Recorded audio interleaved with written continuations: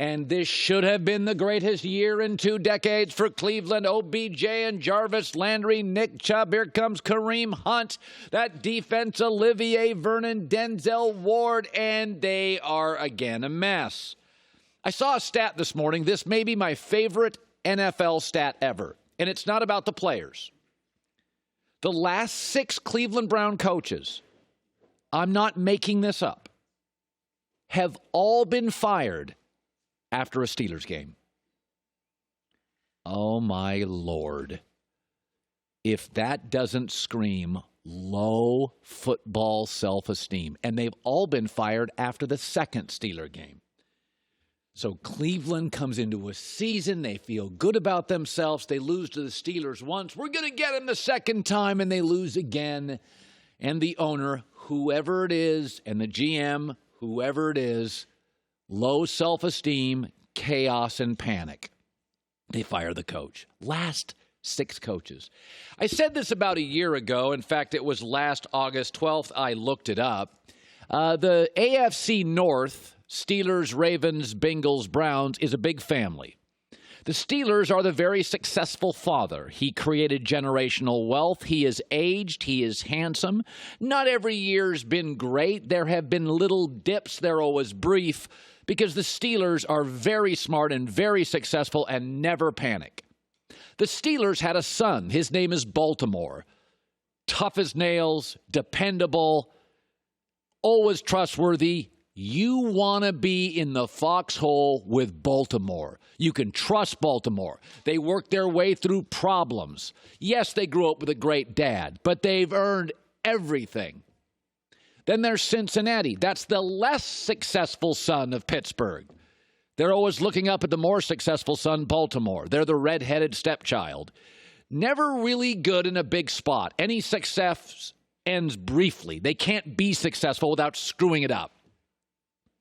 And then Cincinnati has a son, and he becomes a huge loser, and his name is Cleveland. He's the loser son of the loser son of his father, and he's just too far away DNA to get his act together.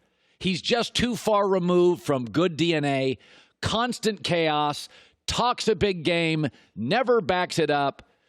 Unlike Cincinnati, he doesn't even get brief success. He just screws that up, which is why Baker is perfect for Cleveland. Yep. False confidence.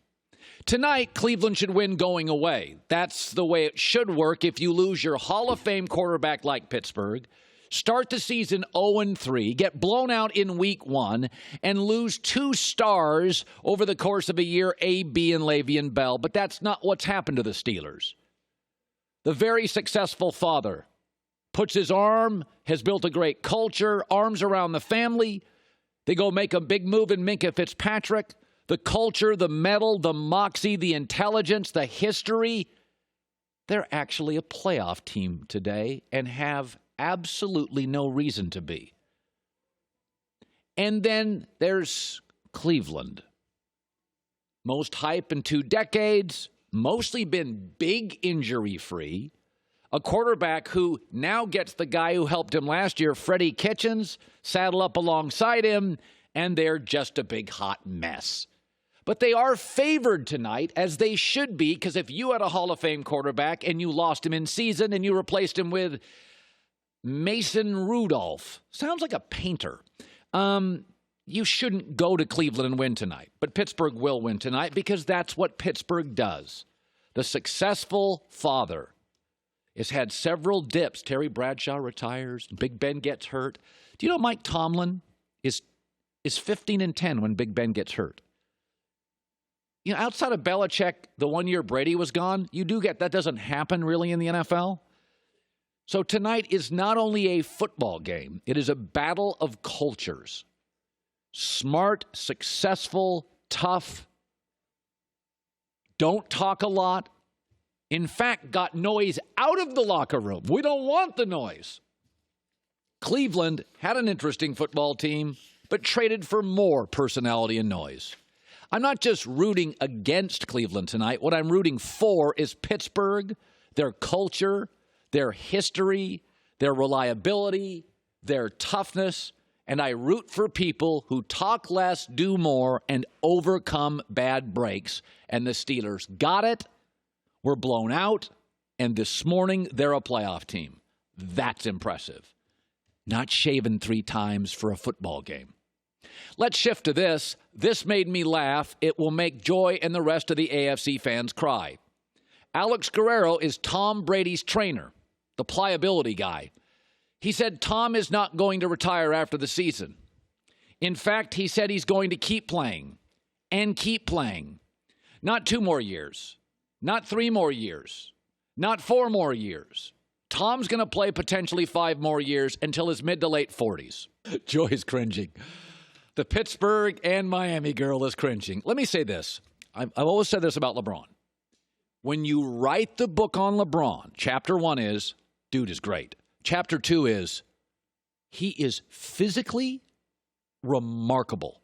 Hurt once, now we're asking him in year 17, go play point guard. Chase around smaller guys. Chapter 1 on LeBron is unbelievable. Chapter 2 is physically, I've never seen anything like him. When they write the book on Tom Brady, hope I get it right that, the first chapter will be GOAT. Second chapter will be, he is psychologically the strongest player in league history. And I want you to think about this. Think about the men with egos, alpha males. Can you imagine being the greatest person to ever do something in the country and yet being told, we will not pay you like the greatest person ever? You'll be paid significantly less than people with no Super Bowl appearances. But I'm the, no, we're not going to pay you. Then we will not furnish you with elite pieces like Patrick Mahomes. No, we don't do that. That's not our culture here in New England. Third, we don't compliment. We don't treat you like a star. Money? No. Adoration? No, wrong football operation. At least give me elite weapons. No, we're not going to give you that. In fact, all Tom Brady seeks, because he knows he can't get the other stuff, is what his wife said on the documentary. Remember that? Money, no. Adoration, no. Weapons, no. He just wants a little respect. Now think about this. Jerry Jones, every opportunity, tells you how much he loves Dak. Pete Carroll, 3 times this year.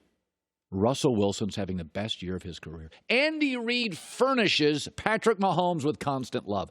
John Harbaugh told Lamar Jackson last weekend, I love you, man. I love you. On Tom Brady's birthday 3 years ago, this was Bill Belichick's reaction. Yeah, it's a backup offensive lineman's birthday, too. Remember the video Joy and I showed you when Belichick gave Brady the game ball? It was uncomfortable. Bill was doing a solid. Bill was fired in Cleveland, comes to New England, losing record 5-11. Tom comes over. Bill becomes the greatest coach ever. He gave him a game ball. It was uncomfortable. Chapter 1 on Brady, greatest I've ever seen. Chapter 2 is, I don't have the mental strength. In my career, if I was as great as Tom, not paid among the best in my profession, never get a compliment from my boss, although I don't seek those, but not even given an elite staff. Can I get like a really, can I get Joy Taylor? She's not available. She's expensive. I don't get Joy. No. We found somebody in Sheboygan that's almost as good. And Brady never complains. Just wins Sunday. He's going to play to 47. Maybe 48. We're just going to, every year, we're just going to stretch it. I'm just going to continue to suffer. I told you, this is why I refuse to write them off for the Super Bowl. Besides the fact that they don't have any elite weapons. I'm not doing it. I won't do it. I'm not going to fall for that again. You've been hurt too many times. I have. Hi, everybody. Thanks for watching. Subscribe here to get the latest from the show. Also, be sure to check out more of the best clips from The Herd or go watch a few segments from other shows on FS1.